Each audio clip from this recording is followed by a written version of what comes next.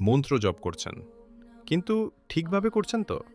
একটা ছোট ভুল উচ্চারণ আপনার জীবনে বড় সমস্যা তৈরি করতে পারে। কথাটি শাস্ত্রীয় দৃষ্টিকোণ থেকে একদম সত্যি। বৈদিক শাস্ত্র এবং মন্ত্রবিজ্ঞান অনুযায়ী মন্ত্র হল মূলত শব্দ তরঙ্গ বা ধ্বনির শক্তি। সঠিক উচ্চারণের মাধ্যমেই নির্দিষ্ট শক্তির বা দেবতার জাগরণ ঘটে। ভুল উচ্চারণের পরিণাম কেন ক্ষতিকর হতে পারে? মন্ত্রজপের ক্ষেত্রে একটি ছোট ভুল উচ্চারণ শুধু যে মন্ত্রের ফল নষ্ট করে তা নয়, অনেক সময় বিপরীত ফলও ডেকে আনতে পারে। মহর্ষি পাণিনি তার পাণিনীয় শিক্ষাতে বলেছেন যে মন্ত্রের স্বর বা অক্ষরে ভুল হলে তা উদ্দেশ্য পূরণ করে না, বরং সেটি বজ্র হয়ে জপকারীর ক্ষতি করতে পারে। পুরাণে ত্বষ্টা মুনির একটি বিখ্যাত কাহিনী রয়েছে।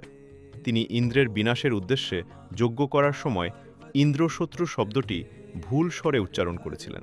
ফলস্বরূপ ইন্দ্রের বিনাশের বদলে তার নিজের পুত্রেরই বিনাশ হয়েছিল।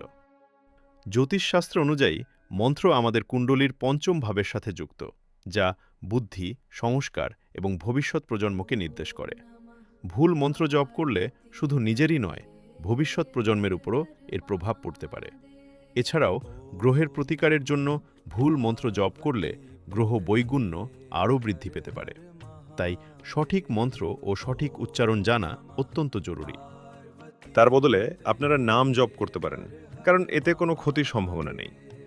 গ্রহের অবতার স্বরূপ দেবতারা হলেন সূর্য, শ্রীরামচন্দ্র; চন্দ্র, শ্রীকৃষ্ণ; মঙ্গল, নরসিংহ; বুধ, বুদ্ধ অবতার; বৃহস্পতি, বামন অবতার; শুক্র, পরশুরাম; শনি, কূর্ম অবতার; রাহু, বরাহ অবতার এবং কেতু, মৎস্য অবতার। তাছাড়া যদি আপনার উচ্চারণে সন্দেহ থাকে, তবে সাধারণ নাম জপ, যেমন ওম নমঃ শিবায়, রাম রাম বা হরে কৃষ্ণ জপ করতে পারেন। নাম জপে উচ্চারণের থেকেও ভক্তি এবং একাগ্রতা বেশি গুরুত্ব পায়, ফলে এতে ক্ষতির কোনো ভয় থাকে না। সকলে ভালো থাকুন। এরকম ভিডিও আরও পেতে চ্যানেলটিকে সাবস্ক্রাইব করুন।